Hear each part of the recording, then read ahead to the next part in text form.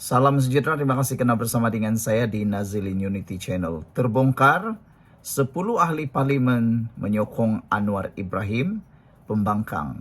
Nama dalam tangan. Ini hebat. Saudara-saudara sekalian, terbongkar 10 ahli parlimen pembangkang kini di tangan Anwar.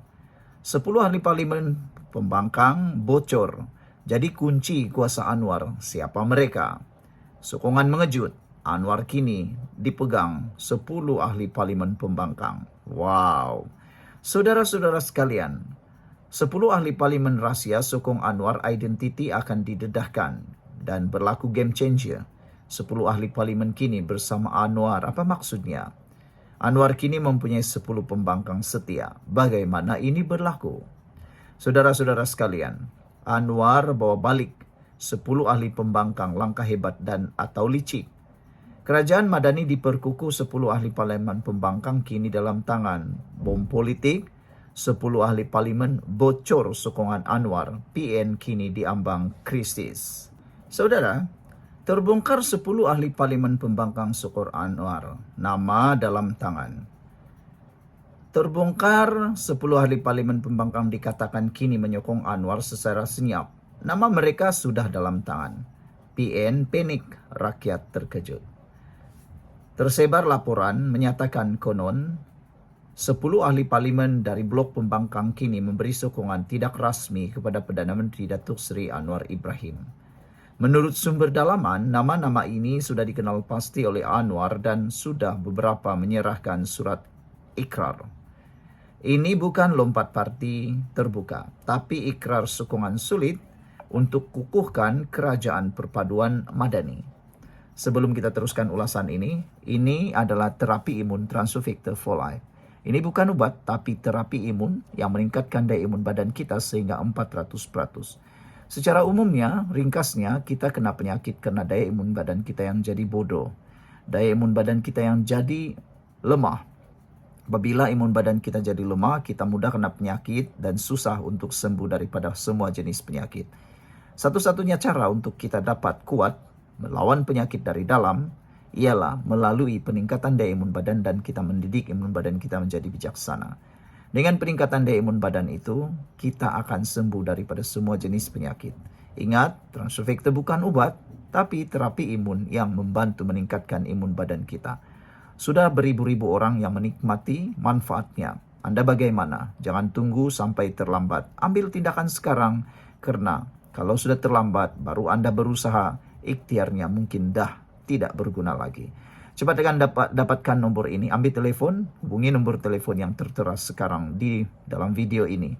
Produk ini lulus KKM, produk ini halal dan telah diperakui oleh dokter-dokter di seluruh dunia. Ini bukan produk biasa-biasa, ini produk saintifik, bosku. Macam tu. Jadi saudara-saudara sekalian, apa yang menarik perhatian kita? Kenapa mereka sokong Anwar Ibrahim? Sebahagian besar ahli parlimen ini kecewa dengan kepimpinan dalaman Perikatan Nasional. Tidak nampak masa depan jika terus jadi pembangkang pasif. Mereka terdesak untuk relevan dan menjaga kawasan pilihan raya mereka. Anwar pula menawarkan stability jangka panjang, peluang pembangunan kawasan, suara dalam pelan pembangunan RMK 13. Siapa dalam senarai rahsia itu? Setakat ini belum ada nama diumum rasmi, tapi analisis politik menyebut beberapa petunjuk. Mereka ini ialah ahli parlimen dari utara dan pantai timur. Ada yang dilaporkan sudah jarang hadir mesyuarat Perikatan Nasional PN. Beberapa daripada mereka pernah hadir majlis tertutup kerajaan. Sumber berkata, Anwar simpan nama-nama ini dan akan umum secara strategik jika perlu. Adakah ini strategi licik Anwar? Langkah kawalan dalaman. Dengan 10 ahli parlimen ini, Anwar dapat tambah majoriti selesa tanpa ganggu struktur kerajaan. Beliau juga boleh rombak kabinet tanpa tekanan politik dalaman PH atau BN. Isyarat jelas bahwa Anwar masih menguasai gelanggang politik sepenuhnya. Tindakan ini dilihat sebagai jawaban kepada usaha langkah Dubai yang gagal. Apa nasib Perikatan Nasional sekarang? Perikatan Nasional dalam keadaan panas dan tidak stabil. Sokongan ahli parlimen mulai longgar. Tindakan ini membuka risiko pecah dalaman.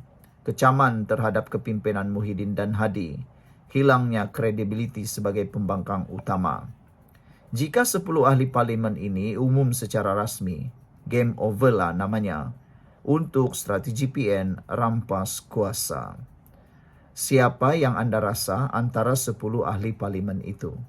Patutkah Anwar dedahkan nama mereka sekarang atau tunggu waktu paling sesuai? Komen pendapat Anda.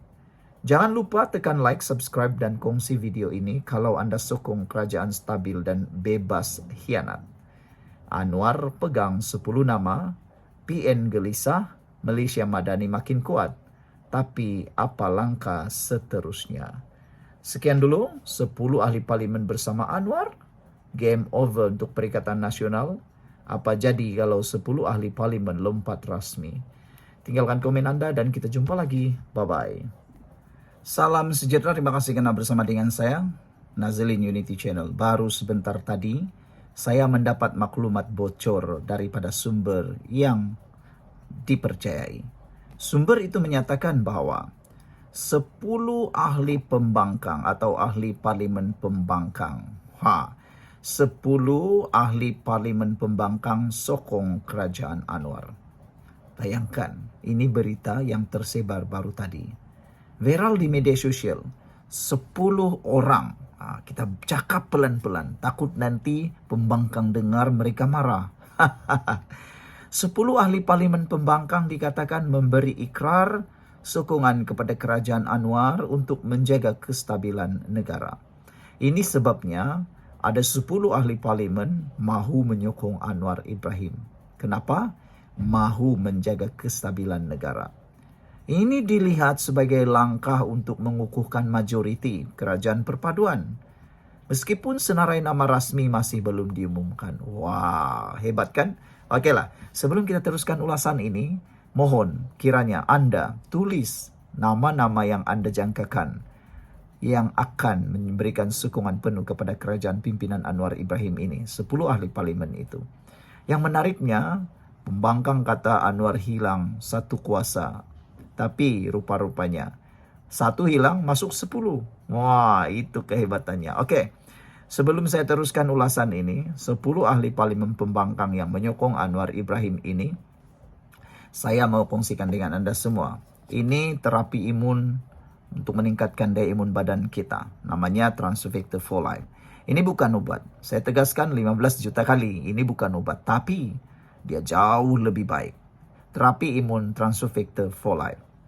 Terapi imun ini meningkatkan daya imun badan kita sehingga 400% dan mendidik imun badan kita menjadi bijaksana. Dengan terapi imun badan kita ini, kita boleh meningkatkan daya imun badan kita. Dan harus diingat, secara umumnya atau ringkasnya, kita kena penyakit dan kita sukar untuk sembuh.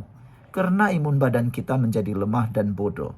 Apabila imun badan kita menjadi lemah dan bodoh, kita kena penyakit dan sukar sembuh daripada penyakit. Itu sebabnya Transovector ini sangat luar biasa. Pelbagai jenis penyakit boleh ditangani dengan peningkatan daya imun badan ini. Saudara, ada banyak testimoni yang sudah kita terima. Daripada kanser sampailah sakit kepala. Daripada penyakit yang paling orang kata 50-50, sampailah penyakit yang kecil-kecil saja.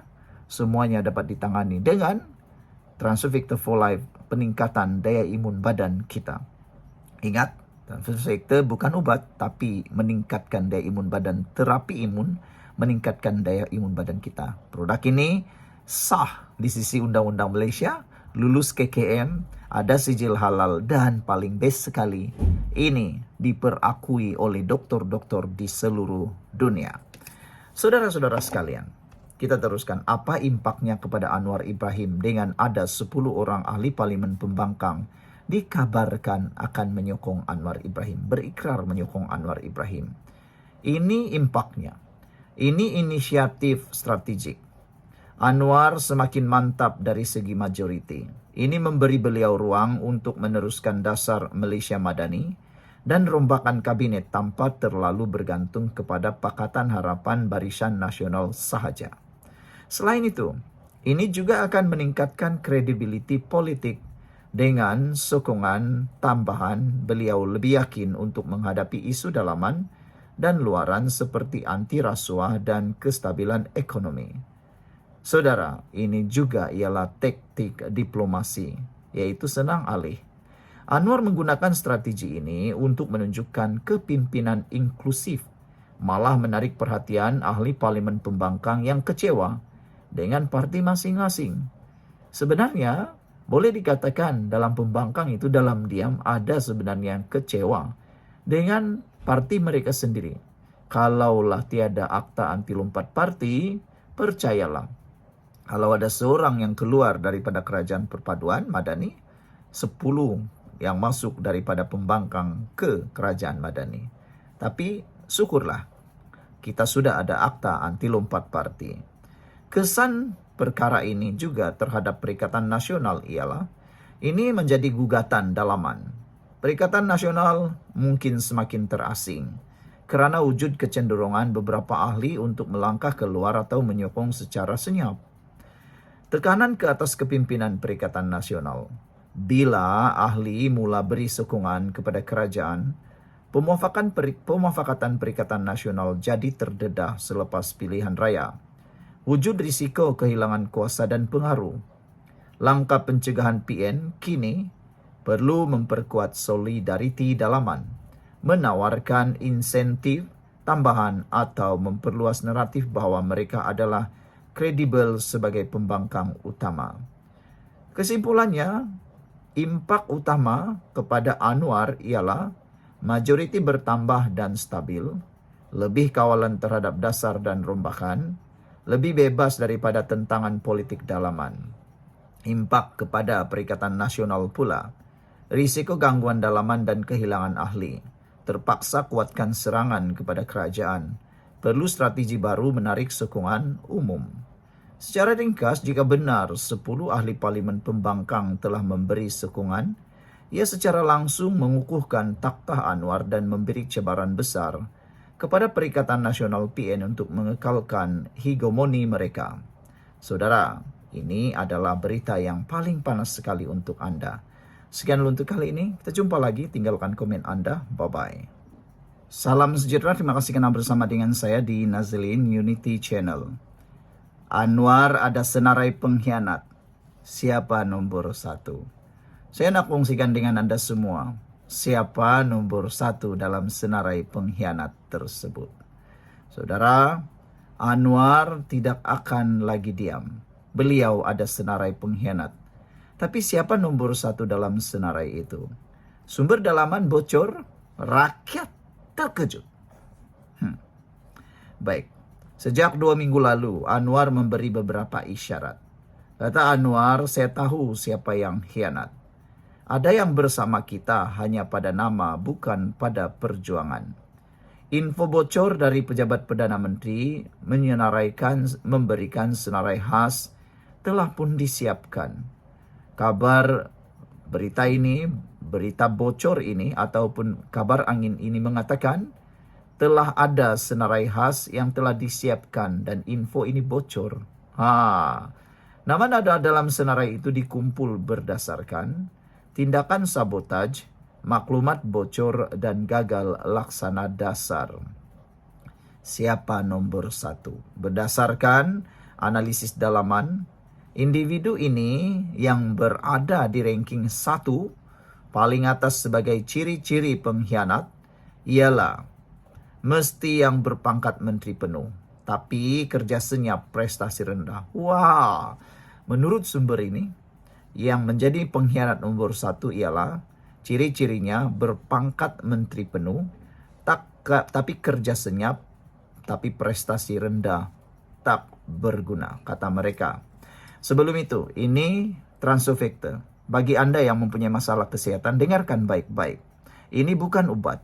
Ini ialah Transofector for Life. Ini terapi imun.